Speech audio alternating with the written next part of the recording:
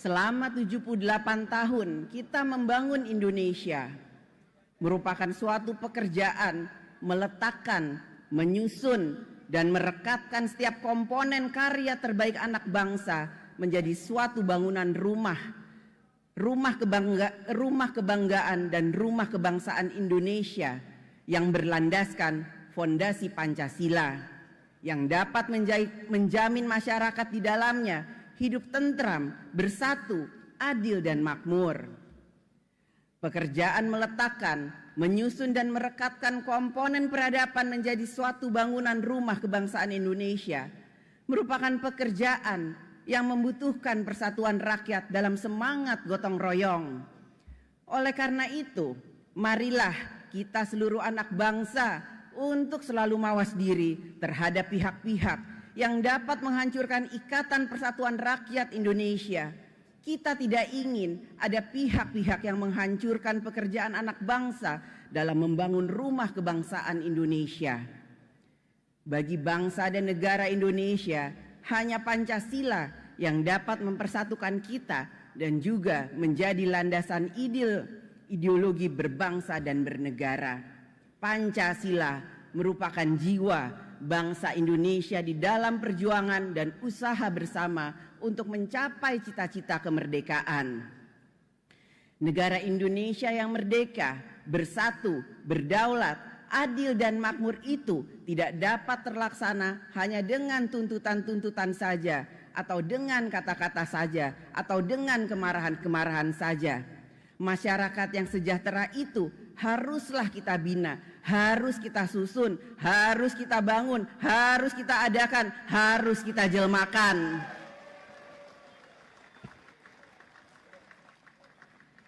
Harus kita wujudkan dengan kerja bersama, bergotong royong, mengambil peran dan tanggung jawab untuk membangun negara.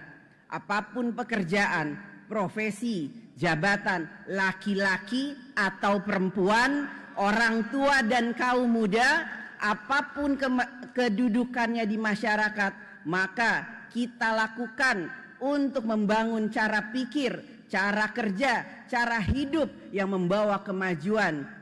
Sepi ing pamrih rame ing gawe, ikhlas mengabdi demi terwujudnya cita-cita bersama.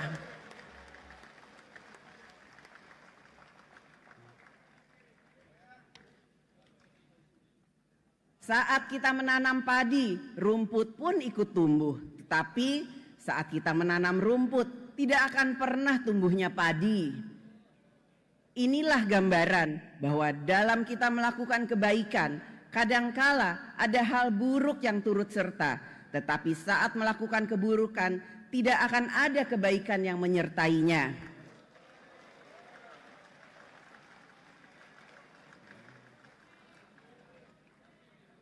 Manakala yang baik kita bikin lebih kuat, maka kita akan maju. Manakala yang buruk kita bikin kuat, maka kita akan binasa. Marilah yang baik kita bikin lebih kuat sehingga kita semakin maju. Marilah kita tetap pada satu semangat fighting nation yang tidak mengenal journey's end. For a fighting nation there is no journey's end. Kita insapi bahwa hidup adalah perjuangan dan perjuangan adalah hidup.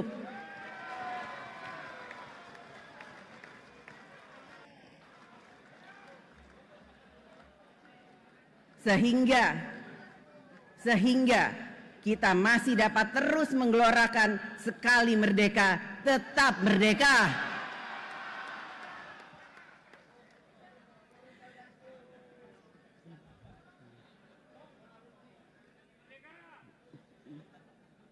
Dharma Eva Hatto Hanti, Dharma Eva Hatto Hanti, kuat karena bersatu, bersatu karena kuat. Dirgahayu bangsa dan Republik Indonesia merdeka!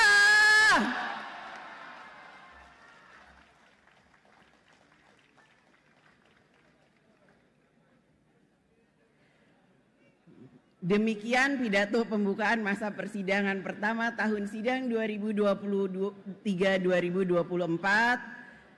Dengan mengucapkan Bismillahirrohmanirrohim, saya atas nama pimpinan DPR RI mengumumkan kepada seluruh rakyat Indonesia bahwa masa persidangan 1 DPR RI tahun sidang 2023-2024 akan dimulai sejak hari ini, Rabu 16 Agustus 2023 sampai dengan tanggal 3 Oktober 2023. Terima kasih.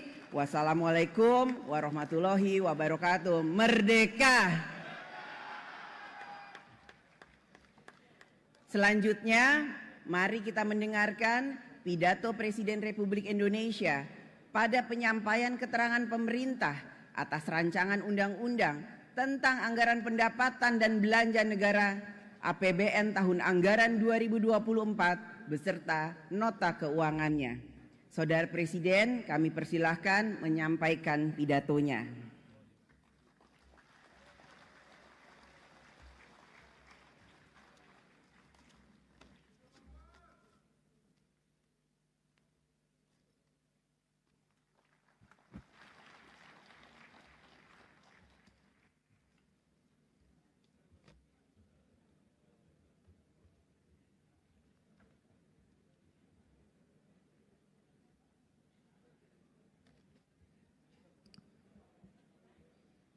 Bismillahirrahmanirrahim.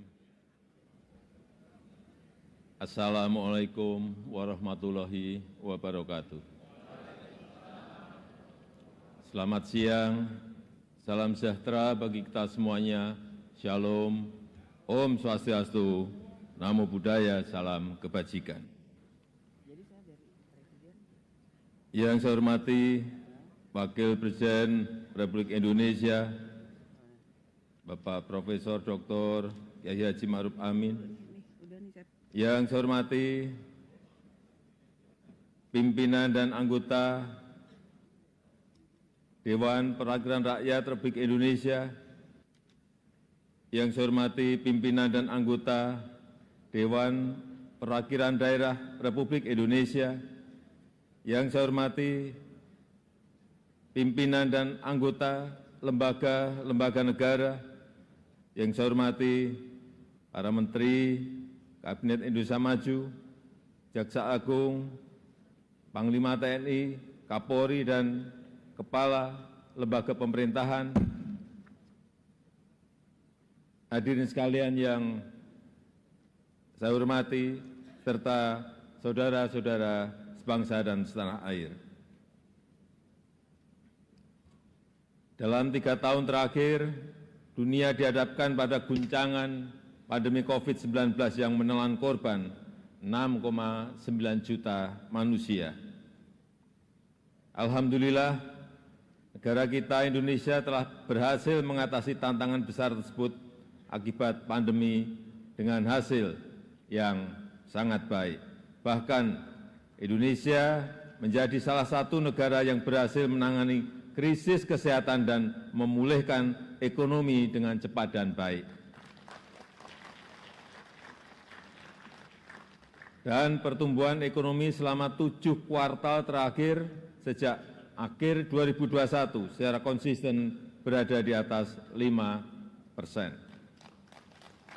Tingkat pengangguran berhasil diturunkan dari 6,26% pada Februari 2021 menjadi 5,45% pada Februari 2023. Sementara tingkat kemiskinan juga terus menurun menjadi 9,36% pada Maret 2023. Begitu juga dengan kemiskinan ekstrim yang turun dari 2,04% pada Maret 2022 menjadi 1,12% pada Maret 2023. Pemulihan ekonomi yang cepat dan kuat telah membawa Indonesia naik kelas, masuk kembali ke dalam kelompok negara berpendapatan menengah atas di tahun 2022. Pemulihan ekonomi Indonesia terus berlanjut. Semester 1 2023 ekonomi nasional tumbuh 5,1%. Inflasi Indonesia juga semakin terkendali dan mencapai 3,1% sampai dengan Juli 2023. Kebijakan fiskal Indonesia termasuk salah satu yang paling efektif dalam menangani pandemi dan menjaga pertumbuhan ekonomi. Defisit fiskal Indonesia sudah kembali di bawah 3% PDB, 1 tahun lebih cepat dari rencana awal. Rasio utang Indonesia juga salah satu yang paling rendah di antara kelompok negara G20 dan ASEAN, bahkan sudah menurun dari 40,7% PDB di tahun 2021 menjadi 37,8% per Juli 2023. Sebagai perbandingan, rasio utang Malaysia saat ini berada di tingkat 66,3% PDB, Tiongkok 77,1% dan India 83,1%. Hadirin yang saya hormati, saudara-saudara sebangsa dan setanah air, sidang dewan yang kami muliakan. Kita menyaksikan perubahan lanskap global yang sangat cepat, khususnya karena pergeseran geopolitik. Fragmentasi global menciptakan disrupsi rantai pasok yang meningkatkan risiko pangan, risiko krisis pangan, energi, serta keuangan dunia. Konstelasi global harus disikapi dengan strategi kebijakan yang jitu dan antisipatif. Kebijakan ekonomi dan fiskal harus mampu mentransformasi ekonomi untuk menghadapi tantangan hari ini dan hari depan. Ketahanan pangan dan energi serta transformasi manufaktur menjadi sangat penting. Di sisi lain, industri pertahanan harus dibangun secara kompetitif untuk menjawab kebutuhan pertahanan keamanan Indonesia. Dunia juga dihadapkan pada potensi krisis akibat perubahan iklim. Transisi penggunaan energi hijau perlu dilaksanakan secara progresif, namun tetap adil dan terjangkau. Potensi nilai ekonomi hayati Indonesia harus kita manfaatkan sebagai faktor penting dalam mengembangkan dan meningkatkan investasi hijau di dalam negeri. Selain itu, perkembangan digitalisasi dan artificial intelligence diperkirakan akan mendominasi kehidupan perekonomian dunia termasuk di Indonesia. Disrupsi ini harus dihadapi dengan strategi yang tepat. Pembangunan kualitas sumber daya manusia, infrastruktur fisik dan non-fisik terkait dengan teknologi informasi harus ditingkatkan. Struktur penduduk muda akibat bonus demografi kita manfaatkan secara maksimal. Transformasi ekonomi terus dilanjutkan untuk meningkatkan daya tarik investasi dan pembukaan lapangan kerja yang layak secara masif. Partisipasi Indonesia dalam rantai pasok global, khususnya pada sektor berteknologi tinggi dan ramah lingkungan, harus terus kita dorong. Perbaikan kualitas sumber daya manusia menjadi faktor utama transformasi ekonomi. Pembangunan kualitas SDM yang sehat, produktif, dan inovatif juga menjamin inklusivitas serta keadilan terus dilakukan. Maka upaya menghapus kemiskinan ekstrem, stunting, dan pembangunan daerah terpencil harus berhasil. Oleh karena itu, seluruh tantangan global dan nasional harus kita jawab dengan tepat dan efektif. Peran APBN sangat penting dan strategis dalam mendukung, memfasilitasi, serta menentukan arah kebijakan ekonomi, sosial, dan daya saing pertahanan dan keamanan nasional. Kebijakan fiskal ke depan dirancang dengan tujuan mengakselerasi target dan prioritas pembangunan nasional. Agenda transformasi ekonomi termasuk hilirisasi sumber daya alam, baik hasil tambang maupun pangan akan terus dilanjutkan. Perlindungan dan perbaikan kesejahteraan masyarakat, khususnya yang berpendapatan rendah, juga akan tetap menjadi fokus penting untuk menopang perbaikan struktural secara fundamental. Hadirin yang saya muliakan serta Bapak Ibu saudara-saudara sebangsa setanah air, mempertimbangkan potensi perekonomian yang kita miliki, serta dengan tetap memperhitungkan risiko-risiko yang akan datang, maka asumsi dasar ekonomi makro sebagai landasan penyusunan RAPBN 2024 adalah sebagai berikut. Pertumbuhan ekonomi 2024 diperkirakan sebesar 5,2%. Stabilitas ekonomi makro akan terus dijaga, situasi kondusif dan damai pada pemilu dan pilkada serentak 2024 harus kita wujudkan. Implementasi beberapa undang-undang baru juga akan memberikan manfaat positif pada penguatan struktural. Selanjutnya, inflasi akan tetap dijaga pada kisaran 2,8%. Peran APBN akan tetap dioptimalkan untuk memitigasi tekanan inflasi, baik akibat perubahan iklim maupun gejolak eksternal. Koordinasi yang kuat antara anggota forum tim pengendalian inflasi pusat dan daerah akan terus dijaga. Rata-rata nilai tukar rupiah diperkirakan bergerak di sekitar Rp15.000 per dolar Amerika Serikat. Sementara rata-rata suku bunga surat berharga negara 10 tahun diprediksi pada level 6,7%. Koordinasi anggota Komite Stabilitas Sektor Keuangan akan selalu antisipatif dan responsif dalam menghadapi potensi gejolak eksternal. Harga minyak mentah Indonesia ICP diperkirakan berada pada $80 per barel. Di sisi lain, lifting minyak dan gas bumi diperkirakan masing-masing mencapai 625.000 barel per hari dan 1,03 juta barel setara minyak per hari. Pimpinan dan anggota Dewan yang saya hormati, yang saya muliakan, arsitektur APBN tahun 2024 harus mampu merespon dinamika perekonomian, menjawab tantangan dan mendukung agenda pembangunan dan kesejahteraan secara optimal, mempercepat transformasi ekonomi, menjaga momentum pertumbuhan ekonomi yang berkualitas, inklusif, dan berkelanjutan, melindungi daya beli masyarakat dari guncangan, dan menjaga agar postur APBN tetap sehat dan berkelanjutan dalam jangka menengah dan panjang. APBN tahun 2024 didesain untuk menjawab tantangan saat ini sekaligus di masa yang akan datang. Maka kebijakan APBN tahun 2024 diarahkan untuk mempercepat transformasi ekonomi yang inklusif dan berkelanjutan. Upaya transformasi ekonomi akan ditempuh melalui dua strategi utama, yaitu strategi jangka pendek dan strategi jangka menengah. Pertama, strategi jangka pendek difokuskan untuk mempercepat penghapusan kemiskinan ekstrem, penurunan prevalensi stunting, pengendalian inflasi, dan peningkatan investasi. Kedua, strategi jangka menengah difokuskan pada 5 agenda sebagai berikut. 1. Mewujudkan sumber daya manusia unggul yang produktif, inovatif, dan berdaya saing melalui peningkatan kualitas pendidikan dan sistem kesehatan, serta reformasi sistem perlindungan sosial termasuk penguatan dan perlindungan pekerja migran Indonesia. 2. Akselerasi pembangunan infrastruktur pendukung transformasi ekonomi, khususnya infrastruktur di bidang energi, pangan, konektivitas, serta teknologi informasi dan komunikasi.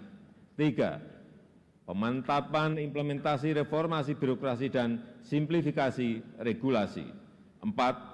Meningkatkan aktivitas ekonomi yang bernilai tambah tinggi melalui hilirisasi sumber daya alam. Dan kelima, mendorong pengembangan ekonomi hijau. Pimpinan dan anggota Dewan yang saya muliakan, untuk mewujudkan SDM unggul, berintegritas, dan berdaya saing, disiapkan anggaran pendidikan sebesar Rp660,8 triliun atau 20% dari APBN. Tercermin dari alokasi belanja pemerintah pusat sebesar Rp237,3 triliun, transfer ke daerah 346,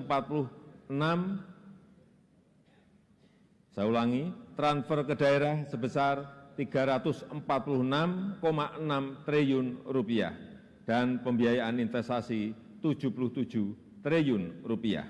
Kita harus mampu memanfaatkan bonus demografi dan siap menghadapi disrupsi teknologi. Tidak boleh kita kendor.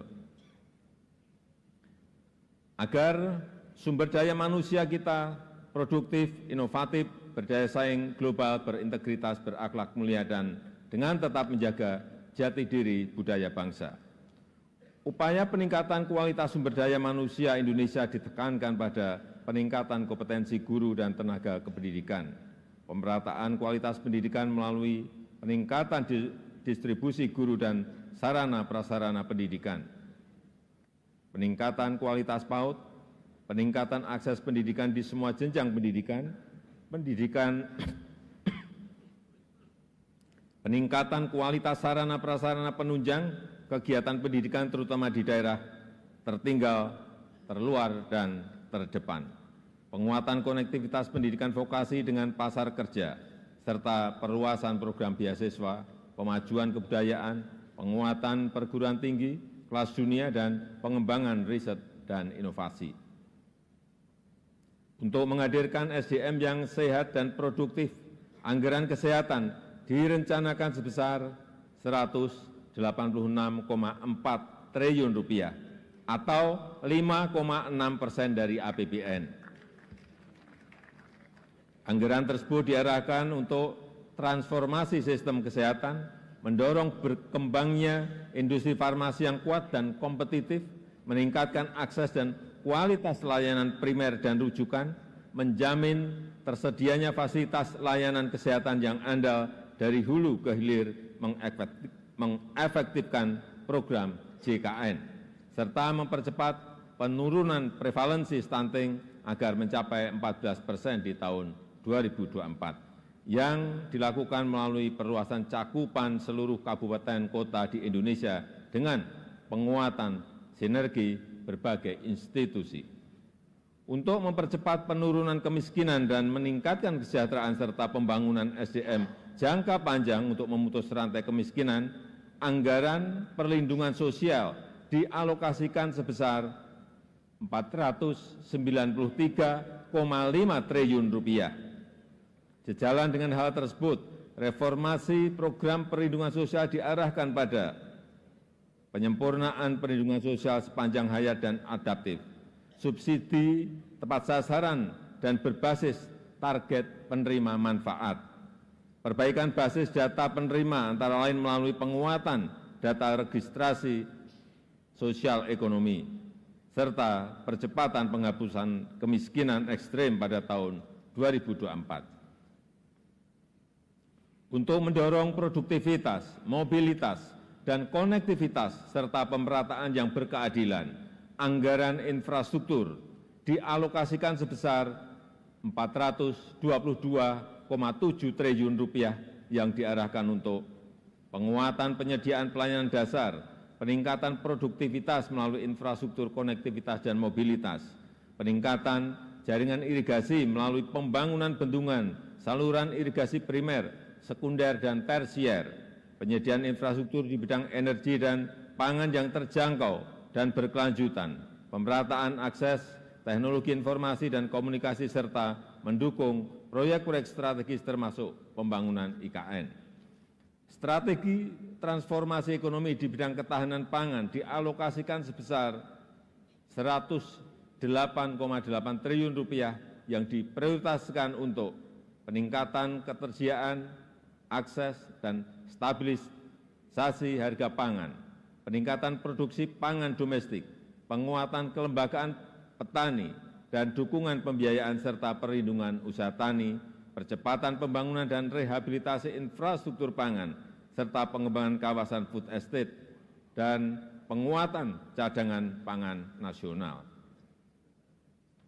Untuk mendorong agar aktivitas ekonomi bernilai tambah tinggi, diantaranya dilakukan dengan mendorong hilirisasi sumber daya alam. Dukungan fiskal telah diberikan berupa insentif perpajakan dan berbagai insentif fiskal lainnya. Selama ini telah diberikan dukungan terhadap pengembangan kendaraan bermotor listrik berbasis baterai. Hal ini untuk mendorong percepatan transformasi ekonomi untuk penciptaan nilai tambah yang tinggi, perluasan kesempatan kerja, dan penggunaan energi yang ramah lingkungan sehingga dapat menurunkan emisi serta efisiensi subsidi energi. Untuk menjaga agar pelaksanaan transformasi berjalan efektif, maka reformasi birokrasi harus terus diperkuat. Pelaksanaan reformasi birokrasi harus dijalankan secara konsisten dan berhasil guna. Perbaikan kesejahteraan, tunjangan, dan remunerasi ASN dilakukan berdasarkan kinerja dan produktivitas. RAPBN 2024 mengusulkan perbaikan penghasilan berupa kenaikan gaji untuk ASN pusat dan daerah TNI Polri sebesar 8%. Dan kenaikan untuk pensiunan sebesar 12%. Yang diharapkan akan meningkatkan kinerja serta mengakselerasi transformasi ekonomi dan pembangunan nasional. Industri pertahanan keamanan juga terus didorong agar maju dan mandiri dengan dukungan APBN. Antara lain dimanfaatkan untuk pemenuhan kebutuhan alutsista secara bertahap dengan didukung industri pertahanan di dalam negeri untuk memenuhi kekuatan pokok minimum. Pimpinan dan anggota Dewan yang saya muliakan, pemerintah juga terus mendorong agar sinergi pusat dan daerah semakin baik. Untuk itu, kebijakan transfer ke daerah diarahkan semakin berkualitas dan memberi manfaat nyata bagi masyarakat melalui langkah-langkah sebagai berikut. 1. Harmonisasi belanja pusat dan daerah, terutama dalam upaya mendukung program prioritas nasional termasuk transformasi ekonomi. 2. Mempertajam pengelolaan dan penggunaan transfer ke daerah, terutama untuk meningkatkan kualitas pelayanan publik dan pembangunan daerah yang inklusif. 3. Meningkatkan kemandirian fiskal daerah melalui penguatan perpajakan daerah dengan tetap menjaga iklim investasi, kemudahan berusaha serta mendorong pembiayaan daerah sebagai sumber pendanaan APBD. Pimpinan dan anggota Dewan yang saya hormati, untuk menjalankan agenda pembangunan tersebut, pendapatan negara pada tahun 2024 didorong lebih optimal dengan tetap menjaga iklim investasi, keberlanjutan dunia usaha, dan kelestarian lingkungan. Optimalisasi penerimaan pajak ditempuh dengan pertama, menjaga efektivitas reformasi perpajakan untuk perluasan basis pajak, peningkatan kepatuhan, dan penggalian potensi. Kedua, implementasi sistem inti perpajakan serta perbaikan tata kelola dan administrasi perpajakan.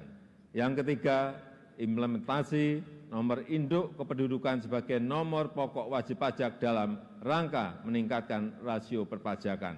Yang keempat, pemberian berbagai insentif perpajakan yang tepat dan terukur diharapkan mampu mendorong percepatan pemulihan dan peningkatan daya saing investasi nasional serta memacu transformasi ekonomi. Untuk peningkatan PNBP terus dilakukan melalui perbaikan proses perencanaan, pelaporan dengan menggunakan teknologi informasi yang terintegrasi, penguatan tata kelola dan pengawasan, optimalisasi pengelolaan aset dan sumber daya alam, serta mendorong inovasi layanan dengan tetap menjaga kualitas dan keterjangkauan layanan. Dengan kebijakan fiskal yang ekspansif, pemerintah menjaga pembiayaan tetap prudent, tetap hati-hati, inovatif, dan berkelanjutan melalui pengembangan skema KPBU, termasuk penguatan peran BUMN, BLU, lembaga pengelola investasi, dan badan penugasan khusus. Peningkatan efektivitas pembiayaan investasi, khususnya kepada BUMN dan BLU, yang diarahkan untuk penyelesaian infrastruktur strategis pusat dan daerah, serta sinergi pembiayaan dan belanja. Pembiayaan investasi untuk peningkatan akses pembiayaan bagi masyarakat berpenghasilan rendah, UMKM dan ultramikro, pemanfaatan saldo anggaran lebih untuk menjaga stabilitas ekonomi dan antisipasi ketidakpastian, serta peningkatan pengelolaan manajemen kas yang integratif untuk menjaga bantalan fiskal yang andal dan efisien. Hadirin yang saya hormati, sidang Dewan, saudara-saudara sebangsa dan setanah air, untuk mendukung transformasi ekonomi dan agenda pembangunan serta melindungi masyarakat dari goncangan, postur APBN 2024 harus tetap sehat. Reformasi fiskal terus dilakukan secara komprehensif, baik optimalisasi pendapatan dan melanjutkan penguatan belanja berkualitas serta pembiayaan inovatif dan dikelola secara hati-hati. Dengan mencermati tantangan dan agenda pembangunan, serta upaya reformasi fiskal yang komprehensif, maka postur RAPBN 2024 sebagai berikut. Pendapatan negara direncanakan sebesar Rp2.781,3 triliun, yang terdiri dari penerimaan perpajakan Rp2.307,9 triliun dan PNBP sebesar Rp473 triliun serta hibah sebesar Rp0,4 triliun. Belanja negara dialokasikan sebesar Rp3.304,1 triliun, yang terdiri dari belanja pemerintah pusat sebesar Rp2.446,5 triliun dan transfer ke daerah sebesar Rp857,6 triliun. Keseimbangan primer negatif Rp25,5 triliun didorong bergerak menuju positif.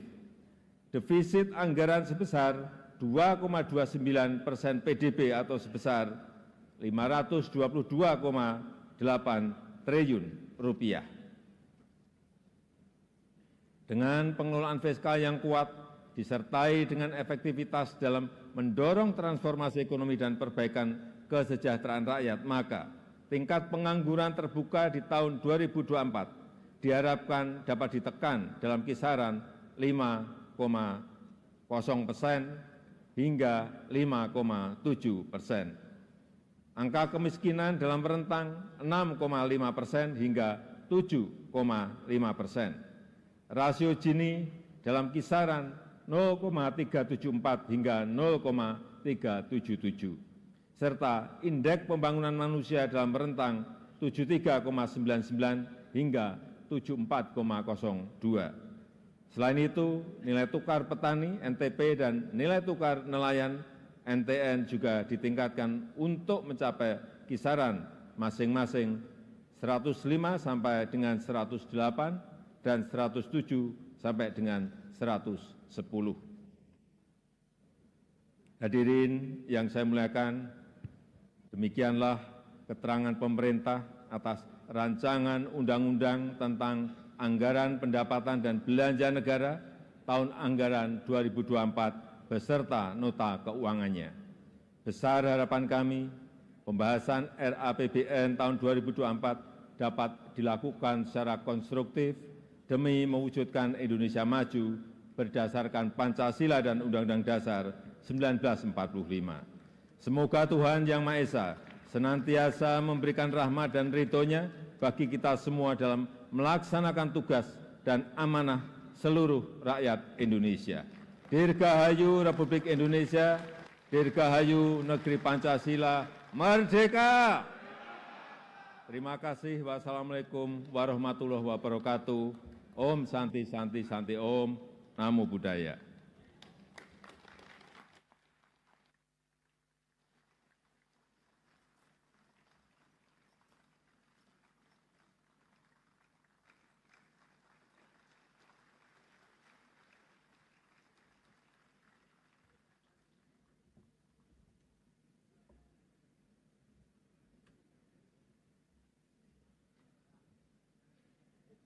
Persiapan penyampaian rancangan undang-undang tentang anggaran pendapatan dan belanja negara tahun anggaran 2024 beserta nota keuangan dan dokumen pendukungnya dari Presiden Republik Indonesia kepada Ketua DPR RI dilanjutkan dengan penyampaian permintaan pertimbangan DPD RI atas rancangan undang-undang tentang anggaran pendapatan dan belanja negara tahun anggaran 2024 beserta nota keuangan dan dokumen pendukungnya dari Ketua DPR RI kepada Ketua DPD RI. Ketua DPR RI dan Ketua DPD RI, kami silakan menempati tempat yang telah ditentukan.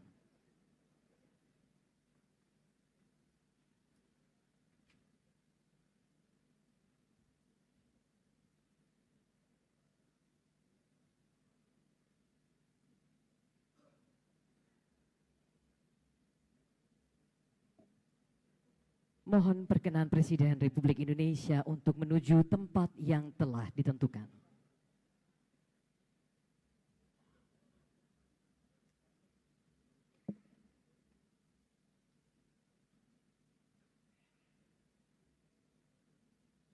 penyampaian rancangan undang-undang tentang anggaran pendapatan dan belanja negara tahun anggaran 2024 beserta nota keuangan dan dokumen pendukungnya dari Presiden Republik Indonesia kepada Ketua DPR RI.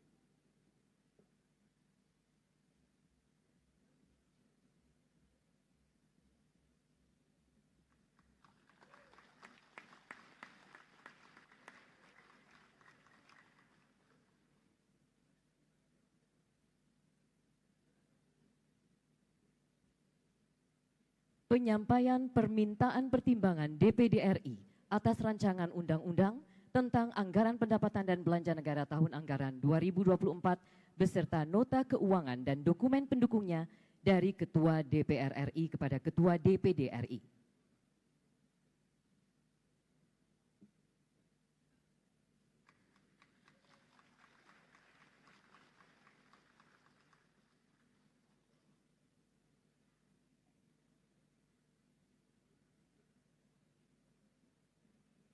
Presiden Republik Indonesia, Ketua DPR RI dan Ketua DPD RI, kami silakan kembali ke tempat semula.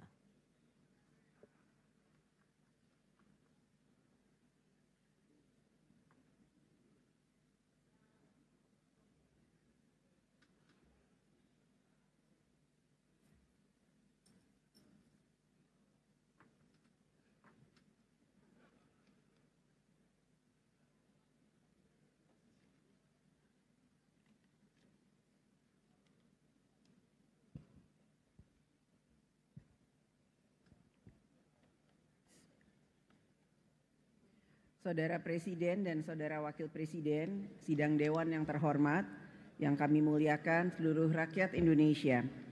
Demikianlah telah kita ikuti dan dengar bersama pidato kenegaraan Presiden Republik Indonesia dalam rangka penyampaian keterangan pemerintah atas rancangan undang-undang tentang anggaran pendapatan dan belanja negara tahun anggaran 2024 beserta nota keuangan dan dokumen pendukungnya.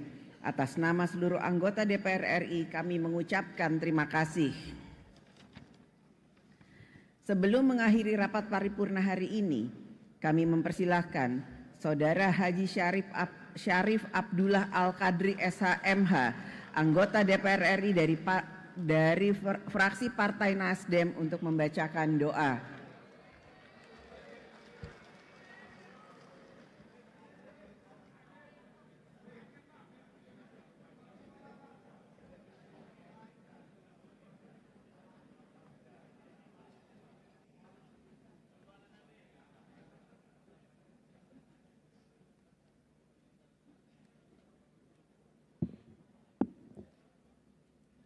Bismillahirrahmanirrahim.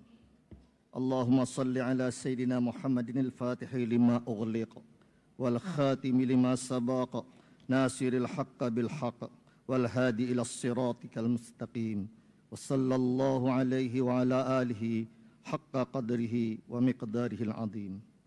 Ya Allah, ya Rahman, ya Rahim. Pada hari ini perkenankanlah kami memanjatkan puji syukur kepadamu, karena hanya dengan rahmat dan ridha-Mu lah maka kami dapat hadir di tempat yang agung ini untuk melaksanakan sidang paripurna pembukaan masa persidangan tahun 2023-2024. Sekaligus memulai langkah mulia kami dalam menyusun rancangan anggaran pendapatan dan belanja negara tahun 2024. Oleh karena itu, mudahkanlah kami dalam melaksanakan semua rencana yang telah kami susun untuk bangsa dan negara ini. Tiada hal yang sulit jika Engkau mudahkan, ya Allah. Ya Allah, ya Hamid, ya Syakur, bimbinglah kami hamba-hamba-Mu ini untuk bisa menjadi bangsa yang pandai mensyukuri nikmat-Mu, nikmat dan karunia-Mu atas pemberian negeri Indonesia yang indah tiada tara, dengan penduduk yang berbineka tunggal ika. Oleh karena itu, ya Allah, kokohkanlah jiwa raga kami untuk menjaga keindahan negeri ini. Satukanlah pikiran dan hati seluruh anak bangsa ini dalam ikatan cinta. Cinta para pemimpinnya kepada rakyatnya. Cinta segenap rakyat kepada para pemimpinnya. Cinta sesama saudara sebangsa. Cinta sesama umat manusia. Dengan rahmat dan pertolongan-Mu, kami dapat menatap masa depan Indonesia yang lebih gemilang. Melalui sidang ini pula, kiranya Engkau turunkan anugerah-Mu agar sidang ini melahirkan hasil-hasil yang berguna dan membawa berkah untuk segenap warga bangsa ini. Ya Allah, ya Tuhan yang Maha Perencana, situasi ekonomi pasca COVID pandemi 19 dapat kita kendalikan dan kembali pulih berkat kerja keras dan gotong royong seluruh rakyat. Bantulah kami ya Allah, agar kami dapat rawat rukun, toleransi, sikap saling menghormati, saling menolong, agar bangsa ini dapat menjadi bangsa yang bersatu, maju, bangsa yang baldatun thayyibatun wa rabbun ghafur. Anugerahilah kami ya Allah kejernihan dan keheningan hati agar kami mampu merumuskan kebijakan yang dapat menjaga stabilitas dan pemulihan perekonomian nasional. Berikanlah petunjuk-Mu agar ke depan kami mampu membiayai pembangunan Indonesia melalui pajak dan penerimaan yang kami kumpulkan. Ya Allah yang Maha Pengampun, ampunilah semua dosa kami, dosa kedua orang tua kami, para pemimpin kami, para guru kami, para pejuang dan pahlawan yang membuat kita semua dapat menghirup dan merasakan kemerdekaan ini. Serta terimalah semua amal, ikhtiar dan perjuangan kami, karena Engkau Maha Pengampun lagi Maha Penyayang. Allahumma antas salam, wa minkas salam, wa ilaika ya'udus salam, fahayyina rabbana bis salam, wa adkhilna al-jannata daras salam, tabarakta rabbana wa ta'alaita ya dzal jalali wal ikram. Rabbana taqabbal minna innaka antas samiul alim, wa tub alaina innaka antat tawwabur rahim. Rabbana atina fid dunya hasanah wa fil akhirati hasanah wa qina adzaban nar. Ya Rabbi bil Mustafa balligh maqasidana waghfir lana ma madha ya wasi'al karami. Wa sallallahu ala sayyidina Muhammadin wa ala alihi wa sahbihi wasallam walhamdulillahi rabbil alamin.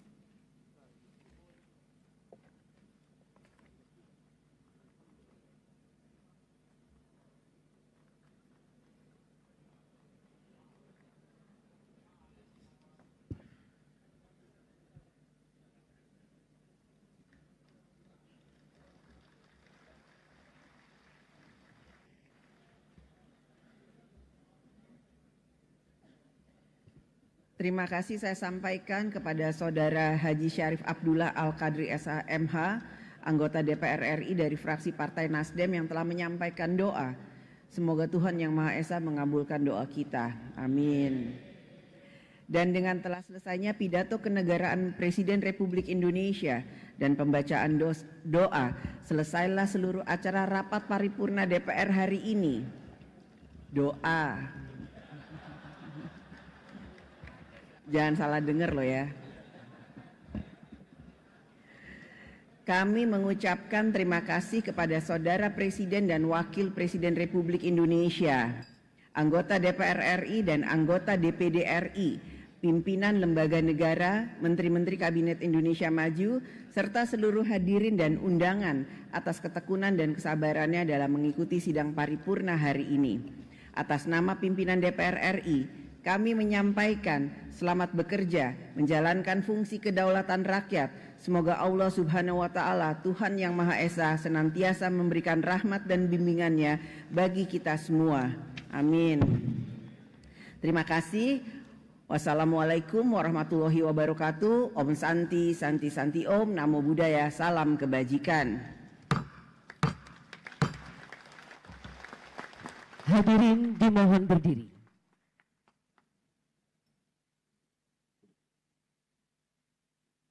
Lagu Kebangsaan Indonesia Raya.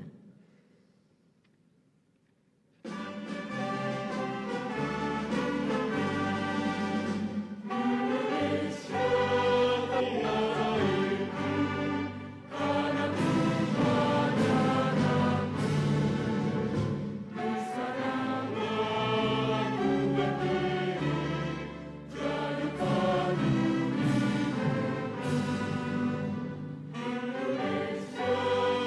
bangsa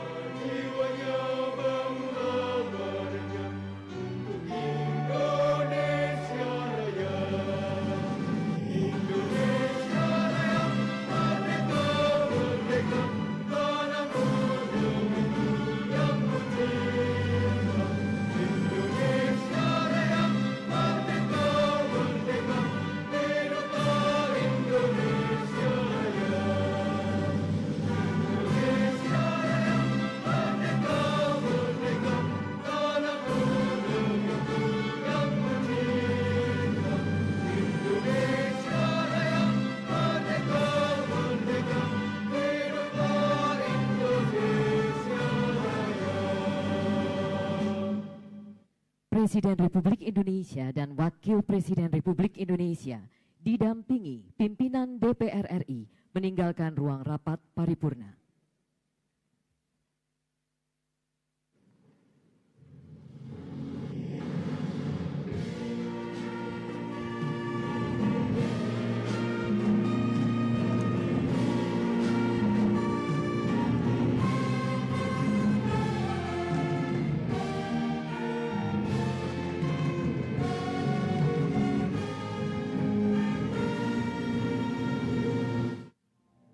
Baik pemirsa, barusan sama-sama telah kita saksikan sidang paripurna DPR RI tahun sidang 2023-2024 yang dimana tadi Ketua DPR RI Dr. Honoris Causa Puan Maharani yang memimpin jalannya sidang paripurna ke-1 di masa persidangan 1 tahun sidang 2023-2024. Dan tadi sama-sama telah kita saksikan ada dua agenda yang telah dilaksanakan dalam sidang paripurna kali ini.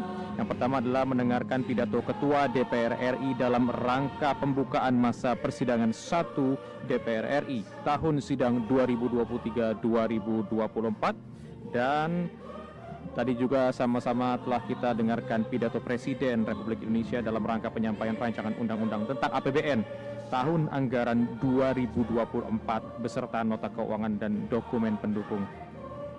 Dan saat ini Anda dapat melihat di layar kaca Anda pemirsa, Presiden Joko Widodo saat ini tengah bersalam-salaman dengan seluruh anggota Dewan yang hadir, didampingi bersama dengan pimpinan DPR RI, dan saat lagi Presiden dan Wakil Presiden akan meninggalkan ruang rapat paripurna dan berakhirlah sudah rangkaian sidang paripurna pada hari. Dan tadi pada pidato Ketua DPR RI dalam rangka pembukaan masa persidangan 1 ada beberapa poin yang dibahas oleh Ibu Ketua DPR RI, yang dimana beliau membahas terkait situasi Indonesia dalam masa pandemi COVID-19, yang tadi juga sudah beliau sampaikan bahwa Indonesia berhasil menjadi salah satu negara yang terbaik dalam upaya penanganan COVID-19. Dan tadi beliau juga sudah menambahkan bahwa ini merupakan hasil kerja bersama seluruh komponen bangsa dalam bahu-membahu menyelamatkan bangsa dalam menghadapi situasi genting seperti COVID-19. Dan ini merupakan kekuatan dari bangsa Indonesia yang merupakan kekuatan gotong royong. Selain itu, Ibu Puan Maharani juga mendorong pemulihan ekonomi dan sosial untuk melindungi dan juga mensejahterakan serta mencerdaskan rakyat Indonesia. Dalam pidatonya tadi, Ketua DPR RI juga menyampaikan kinerja atau capaian yang telah dilakukan oleh DPR RI dalam tugas dan fungsinya, yang dimana dalam fungsi legislasi, di mana sejak 2019 hingga hari ini DPR telah menyelesaikan 64 undang-undang atau telah mengesahkan 64 undang-undang, di mana undang-undang tersebut yang paling banyak berasal dari Komisi 2 DPR RI bersama mitra pemerintah dengan sebanyak 26 undang-undang. Dan tadi juga telah disampaikan oleh Ketua DPR RI bahwa setelah ini DPR RI dalam masa persidangan nantinya akan melanjutkan pembahasan 13 rancangan undang-undang yang masih berada dalam pembahasan tingkat 1 bersama dengan pemerintah. Dan ada satu tadi pemirsa rancangan undang-undang atau undang-undang yang akan dibahas, yang menjadi salah satu undang-undang yang akan dibahas adalah Undang-Undang Rencana Pembangunan Jangka Panjang Nasional tahun 2025-2045. Nantinya pemirsa, undang-undang ini diharapkan dapat memberikan arah dan tujuan-tujuan prioritas yang strategis kepada pemimpin Indonesia ke depannya, agar tujuan pembangunan Indonesia bisa satu dan tidak berubah-ubah walaupun berganti kepemimpinan. Dan Beliau tadi juga menyebutkan bahwa tantangan Indonesia ke depannya akan banyak dipengaruhi oleh faktor internal maupun eksternal. Untuk itu, beliau menyampaikan tadi perlu perencanaan strategis di berbagai bidang, baik itu bidang politik, ekonomi, sosial, yang dimana agar dapat mempertegas arah pembangunan Indonesia ke depan. Dan kalau kita melihat kembali lagi pemirsa ke ruang rapat paripurna, saat ini Presiden Joko Widodo masih dalam perjalanan menuju meninggalkan ruang rapat paripurna sembari menyapa satu persatu anggota dewan yang hadir dalam sidang paripurna pada hari ini, karena memang ini merupakan hari yang spesial di mana bisa langsung rapat dengan presiden. Di sini merupakan salah satu kesempatan untuk bisa berfoto bersama dengan Bapak Presiden dan juga Bapak Wakil Presiden kita, pemirsa. Dan kalau kita membahas terkait bagaimana tadi pidato dari Ketua DPR RI, di mana Ibu Puan Maharani, Ketua DPR RI juga menjelaskan bahwa DPR RI juga telah menjalankan tugas pengawasan mulai dari periode 2019 hingga 2023 kali ini, yang dimana DPR RI terus mengawasi kinerja pemerintah sehingga masyarakat merasa terlindungi. Dan salah satu kasus yang menjadi perhatian atau contoh dari kinerja DPR RI dalam mengawasi pemerintah adalah di mana kasus kekerasan seksual, mulai dari kerugian BUMN dan juga kejahatan elektronik dan juga pendampingan UMKM, tentunya juga berpengaruh terhadap ketidakpastian situasi global dan juga dampak dari perubahan iklim. Dan tadi Ketua DPR RI juga menyampaikan bahwa DPR RI akan terus mengawal jalannya pemilu agar berjalan demokratis, jujur, dan adil, yang dimana kita tahu pada bulan Februari tahun 2024 di tahun depan akan diadakan pemilu secara serentak yang merupakan pemilu legislatif dan juga pemilu presiden, pemilihan umum presiden. Selain menjalankan fungsi pengawasan, DPR RI juga telah melakukan berbagai fungsi lainnya, tugas lainnya, yaitu diplomasi yang dilakukan bersama dengan parlemen-parlemen negara lain.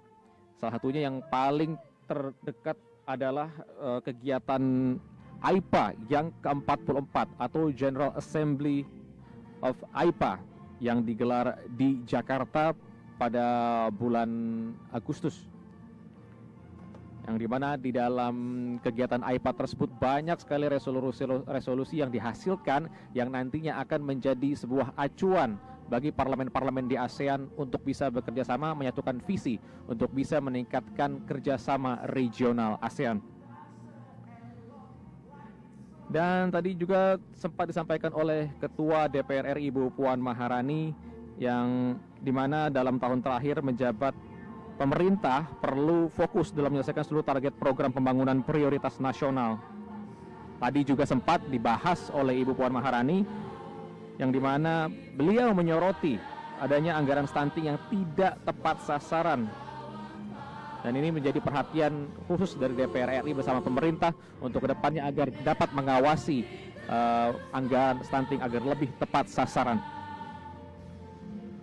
Dan pemirsa, kita lihat saat ini di layar kaca Presiden sudah mulai meninggalkan ruang rapat paripurna sembari diiringi oleh Music Corps dari Universitas Pertahanan yang mengiringi jalannya acara pada siang hari ini.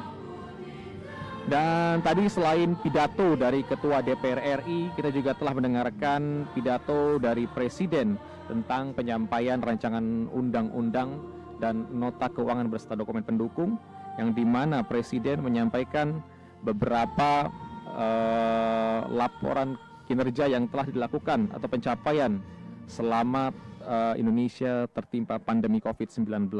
Yang senada dengan Ketua DPR RI, Presiden menyampaikan bahwa Indonesia berhasil melalui pandemi COVID dengan penanganan yang baik, yang dimana pada saat itu pertumbuhan ekonomi Indonesia berada di kisaran 5%, dengan tingkat pengangguran 5,4%, kemiskinan 9,4%, dan 1,12% kemiskinan ekstrim.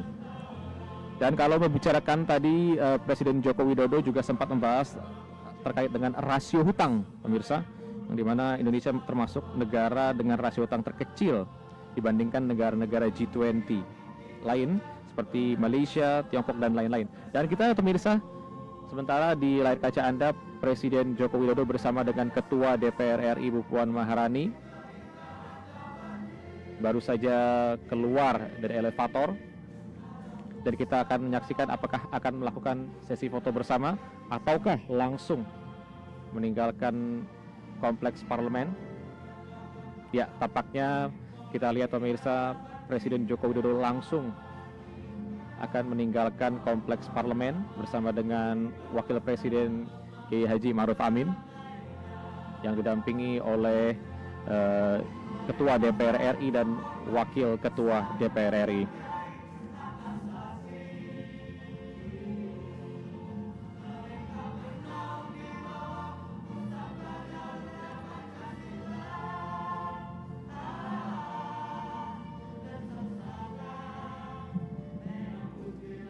Dan pemirsa, kalau kita membahas terkait dengan sidang paripurna kali ini merupakan sidang yang cukup istimewa karena pembahasan RAPBN yang disampaikan ini adalah APBN terakhir di era pimpinan Joko Widodo, yang dimana di tahun 2024 nanti akan diselenggarakan pemilihan umum baik Pilpres maupun Pileg yang akan diselenggarakan secara serentak.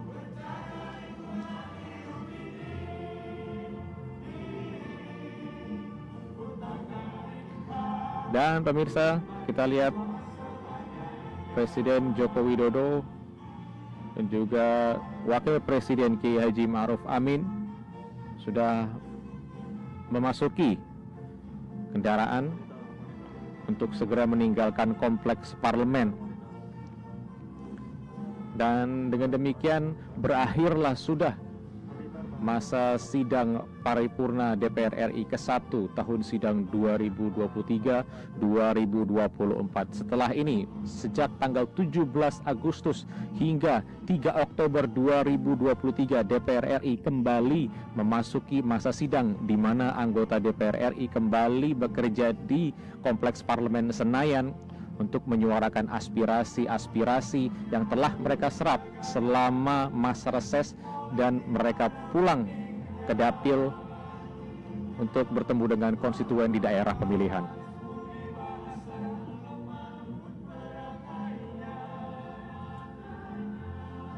Dan kita lihat, pemirsa, iring-iringan Presiden telah menuju pintu keluar dari Kompleks Parlemen Senayan, dan ini menandakan berakhir sudah seluruh rangkaian sidang paripurna DPR RI ke-1, yang dimana tadi di pagi hari kita juga sudah sama-sama menyaksikan sidang tahunan MPR dan sidang bersama DPR dan DPD, lalu ditutup dengan sidang paripurna DPR RI ke-1 tahun sidang 2023-2024. Dengan demikian berakhirlah sudah seluruh rangkaian acara sidang paripurna DPR RI ke-1 tahun sidang 2023-2024. Kami mengucapkan selamat Hari Ulang Tahun Kemerdekaan untuk Republik Indonesia yang ke-78, dan kami akan menghantarkan Anda ke jalannya acara selanjutnya. Saya Dede Ramadan mengucapkan terima kasih atas perhatian Anda. Sampai jumpa.